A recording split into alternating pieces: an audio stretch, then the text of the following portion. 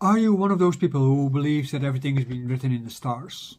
Some people, they are against it. And me personally, what I think is that things that are in the stars are predictive to a particular kind of degree, but they are also at the same time something to be very careful with, because before you know it, you put too much trust in the stars and you basically reduce your independencies.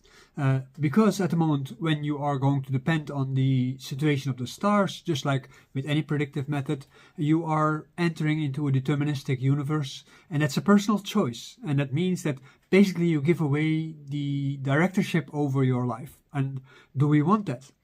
This is also the reason why astrology has been such a hot topic over the years, and I'm not talking about the last few years, but over the last few thousand years. People have always looked to the stars and have always tried to understand what they mean. And in Taoist medicine and in Taoist spirituality, we see the stars as mansions, where in these mansions gods live, spirits live.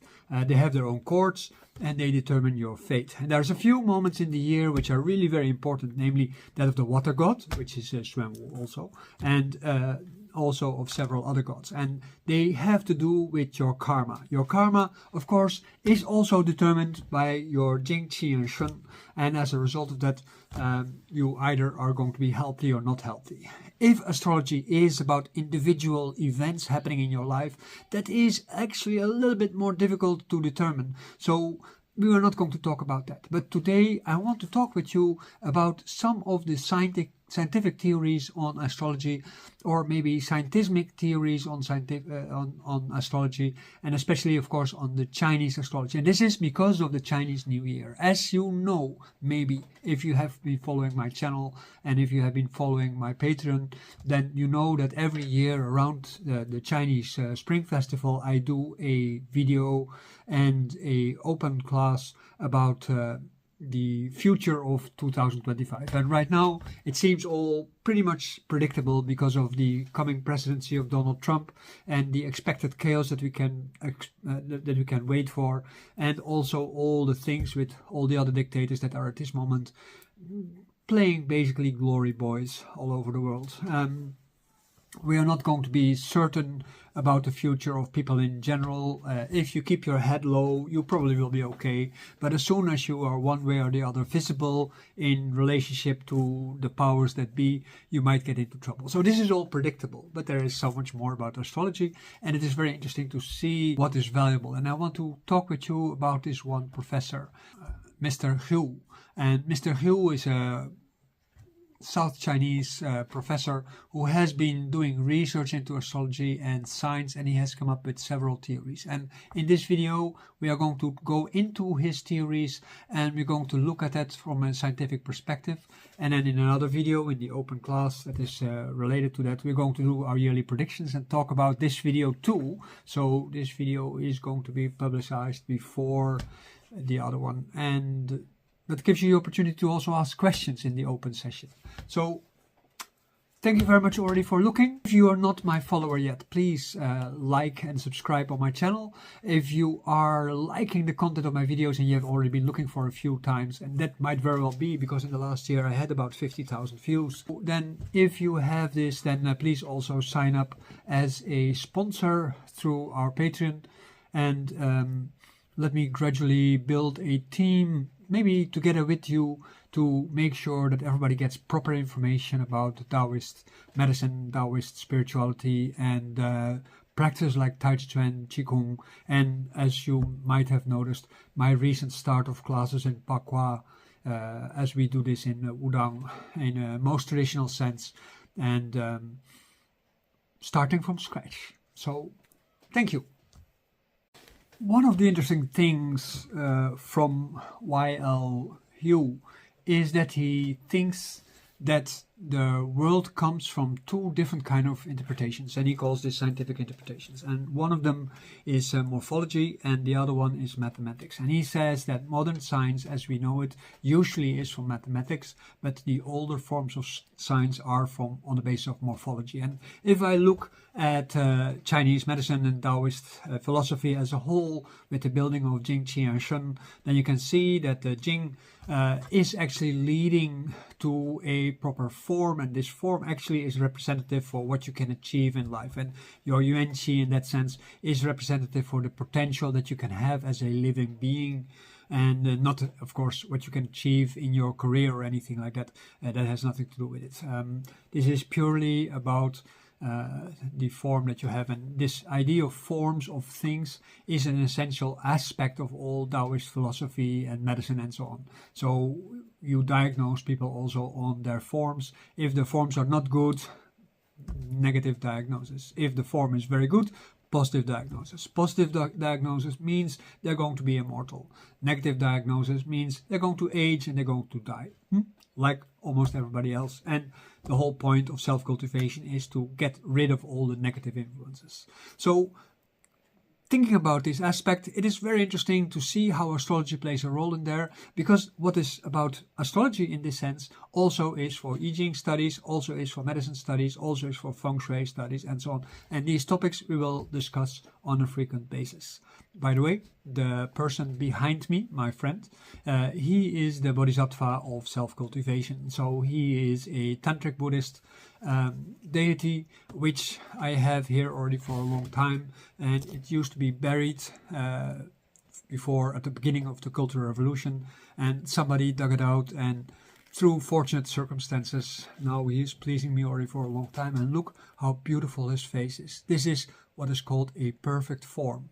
Most statues that you find, they will not have such a beautiful form, and this is because of the cultivation of the maker, right? So if you are having a perfect cultivation, you can produce beautiful things. And so you can see my cultivation is not great because my videos are not that well styled, and my hair also, you see, my hair also is terrible.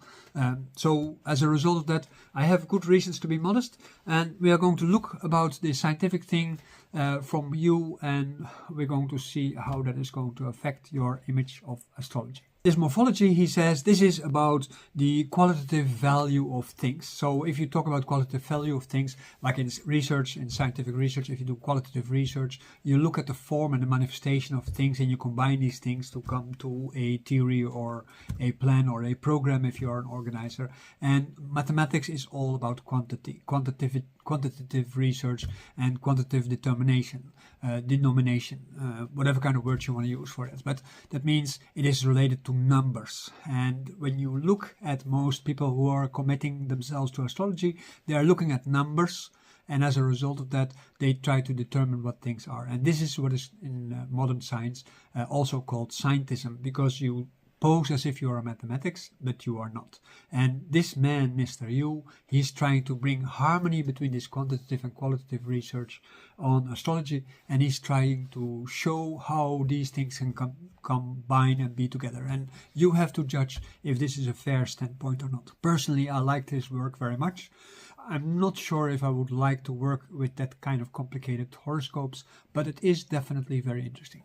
This combination of these things he calls morphomatics. That means that he combines basically form and number. This is not something that is alien completely in Taoism, but it is something that in the way how he describes it is definitely modernistic. And as such, it is very interesting to see how morphomatics actually can be achieved and how that can actually contribute. Because in our daily life, of course, we all have to deal with numbers, and we also have to deal all with forms, and these forms determine the quality of action, and the numbers represent the amount of times that you can do it, maybe like push-ups. He plays a trick, but he plays a trick with numbers, because he says 1 + 1 does not necessarily equal 2. I played jokes with my kids already from when they started learning how to calculate. I made jokes and said like 1 + 1 is 11, because 1 + 1 is 11, or 1 + 1, the plus then in that case is a 10 in both Chinese and Roman numerals. So then at that moment 1 + 1 is 12. These kind of things are of course very different. This is not what he means. The reason why he says that is under the influence of the observation of living creatures. For instance, 1 man and 1 woman is not 2. No, it's not. Actually, 1 man and 1 woman can become 3, or can stay 2, or can stay 1 man, 1 woman. and there is not necessarily part of a union. And in nature, you see in general that one man and one woman brings 1, 2, 3, 4, 5, 6, 7, 8, 16, 50, 100 different kind of babies. And each of them has a life of their own. Some of them live long lives. Some of them, they die in the same day. Look, for instance, at turtles. And for people, what I understand and have seen in the news is that an octuplet, eight different children, is sort of the maximum for human beings. And when you have 8, that is already a big issue for maintaining their health. And financially, also in this modern society, that's almost impossible. I have a twin, 2 daughters, and already for them, because of being a twin, they are necessarily born too early. I, as a single person, I was born after 10 months. So in that case, I lived for a longer time. Lao Tzu, who was also a single child, he lived in the womb of his mother for 81 years. So that is already a very different kind of calculation. So this mother was in that case like that. In the case of Christianity, one Maria produced one child. So 1 became 2. That's the miracle part. So in fact, we can say that in the relationship to organic creatures, the mathematics do not add up. 1 plus 1 is not necessarily 2. He is right about that.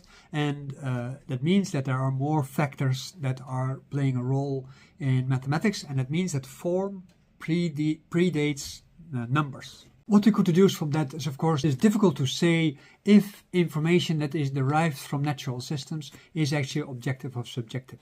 At the moment when we talk about the making of a car, or we talk about the making of an airplane or a spaceship, then of course objectivity can play a large role. In many scientific processes, objectivity might play a big role. But as we see from astronomy, there are a lot of different kind of things that people see in space that one moment we think it is this, and another moment we find out it is that.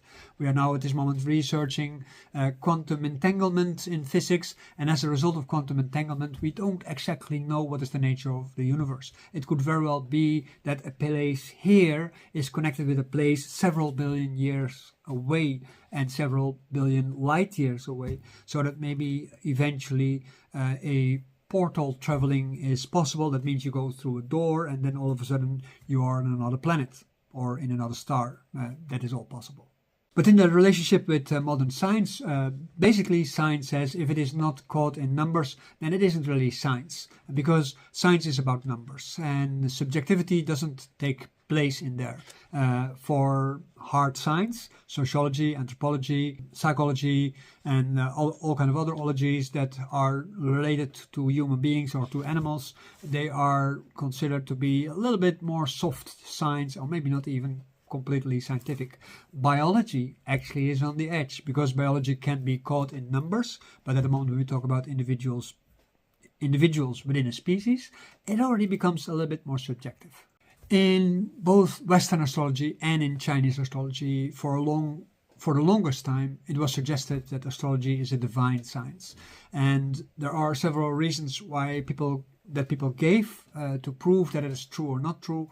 But in reality, of course, science is having a particular kind of idea, and divine science is having another idea. And divine science sees itself usually as higher on level than regular science, because regular science is mechanic and divine science is based on the will of heaven or the will of a god or anything like that, a creator god, a plan, Tao or whatever. And as a result of that, science is subservient to that. It is an argument that is impossible to win, of course. It is what you can call an open door, because you can't argue with somebody's belief. Who, in this sense, he used a theory of correlativity. So it is not correlation per se, but correlativity. So he tries to make a scientific assumption about the relationship between things. And correlation is not causation. This is what we say in science. And he skips that step. He says correlation actually is sort of identical, and that's correlativity. He doesn't say this explicitly, but he implies it in what he is saying. And at the moment when we talk about that, he says that correlativity is what gets objective results in astrology.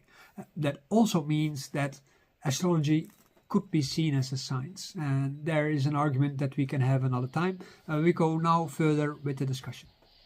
Modern science is a lot like Star Trek. You go on a walkabout, you travel through the universe, and you discover new things. And as a result of that, your worldview changes. Discovery does that to you. So, in this worldview of science, there is more going on, and we are going to talk a little bit about that. Changing worldview of science, something peculiar is happening. And let's discuss this. Because I talked before about the correlation between things, and as a result of that, implicitly we automatically also talk about the laws of causation. Causation means if this, then that, while correlation says this is here and that is here. If there's a causation between them, we do not always know. And at the moment when we are talking about all kinds of things, then that does not necessarily mean there is a causation. Two people can sit together next to each other in the bus, but they cannot have a relationship. It's possible. They can also have a relationship. It is also possible. Maybe they don't know yet that they have a relationship in the future, or maybe they had a relationship in the past and they refuse to talk or to acknowledge each other. It is something that as an outsider you cannot know. So what it means is that togetherness is not always meaningful. And at the moment when it is not meaningful, there also isn't causation. So one thing does not cause the other. The presence of the one does not cause the presence of the other. And the presence of the two together does not necessarily cause something too. But then the funny thing is, science developed something like particle physics. Particle physics is about small particles that we cannot see, we cannot hear, we cannot smell, we cannot touch, we can only measure them. And these particle physics, they are like the Marvel universe. They can do all kinds of things that, makes us small and unimportant. Makes us no longer superheroes in this universe. Because of the particle physics, they also developed the idea of quantum physics, quanta. It's very small particles, even more small than normal particles. And then you also have strings.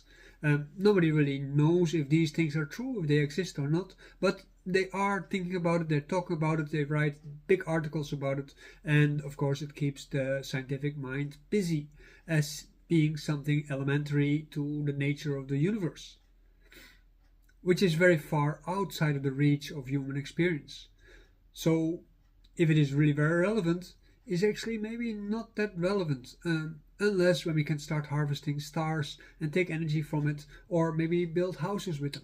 From particles, we know that they have a particular kind of speed limit because they are bound by a particular level of inertia. And even light is bound by that inertia because we can see that there is no object going faster than light. At least that's what I always said. But the theory of general relativity and the special theory of relativity, they show that this also depends on the starting point of the object. So if you look at an object and it's going at the speed of light, then that is because of its starting point. The reference to that eventually becomes the speed of light. But if the starting point is something in movement, then that is still compared to that the speed of light, but it means then it is faster than the other object because that one was already maybe at the speed of light, or even if it's only 10% the speed of light, then that already means it is going to be faster than the speed of light.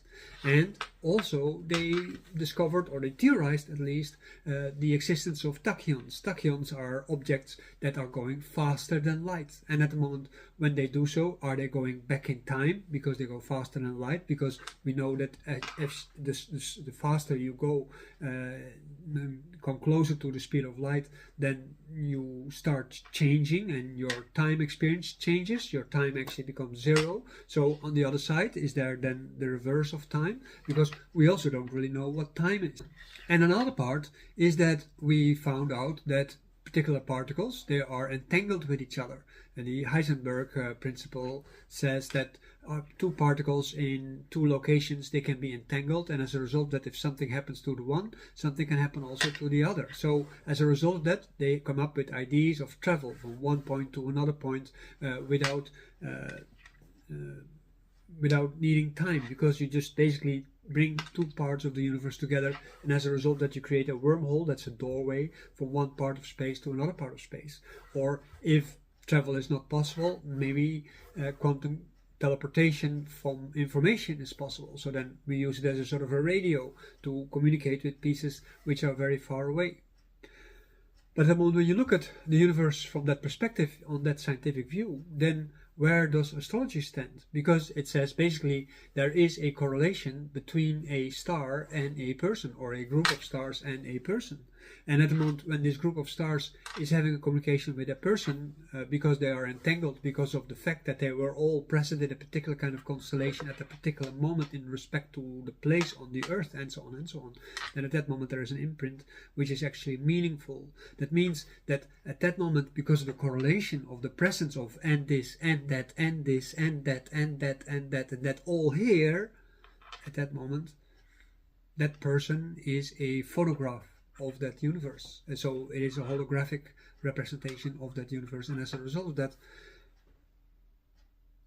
something is being caused, and that something, which in Taoism is called yuanqi, that is your potential to be whatever you are as an immortal being. And that is then basically maybe what Taoist astrology would like to convey, that in essence, from the moment that you are born, you have this option to become an immortal. People's interpretation usually is very limited, so what people have done with the interpretation is telling stories about the things likely to happen with you in your society. But at the moment when it becomes deterministic, then it means that at that moment you take away your freedom, and then at that moment, because of being deterministic, you are actually following a particular set of rules, and you become like an automaton. Yeah, because that's then what you become. You become a machine, like a car that's being driven by a higher power than you, namely your horoscope. Your horoscope then becomes God. So it's really difficult. So is a horoscope then describing your potential? Maybe your potential for good, maybe your potential for evil, maybe your potential to become like me, a teacher or a storyteller on the internet, or to become an idiot, also like me. Or is it just the biological representation? We actually don't know, because astrologers are not very famous for thinking about these things, and scientists just dismiss it. So I hope this video actually is helpful to you to have a little bit of an idea about astrology and what it means. And I'm very grateful for having read the book of Mr. Yu, because that book actually made me think a lot. I can see that a lot of the things that he thinks about, he also got inspired by Indian astrology, not maybe directly, but because Indian astrology happened to have influenced Chinese astrology also. Even the goddess of time in Taoism, Doma, she is depicted as a Hindu goddess almost, with 8 arms, with a different kind of signs in there. There's an influence of Buddhism and Tantric Buddhism at that, and as a result of that, she as controller of time is also the controller of your horoscope, and she has 60 attendants for every year, one attendant, and that one is actually determining your fate. And it's actually determining your fate in the sense of karma. It actually, these different deities, they are your protectors, but they're also your judge at the same time. And that is where it becomes really very interesting, because just praying to your protective deity is something that Taoists advise to do. To pray to Doma is something that they advise to do, but also to determine your own moral standards and to make sure that you develop yourself morally properly towards a positive affinity-based altruistic way of living, so that in your freedom of doing things, you always make the right and appropriate choice in relationship to other living beings. Because eventually, in the end of things, only the living beings matter. Your car doesn't matter, your pencil doesn't matter, your computer doesn't matter, and even your phone doesn't matter other than for watching my videos. So at the moment when you are getting to the point where your phone becomes important to you to watch my videos, then it is sanctioned. It is a holy thing. But at the moment when it is not, then, what are you doing with the thing? Watching it for the time? Are you listening to music? Are you watching video clips about the political situation and making you cry in despair? Are you letting it, keeping you from sleeping? Are you using it for gambling? Are you using it to watch porn? What are you doing with your phone?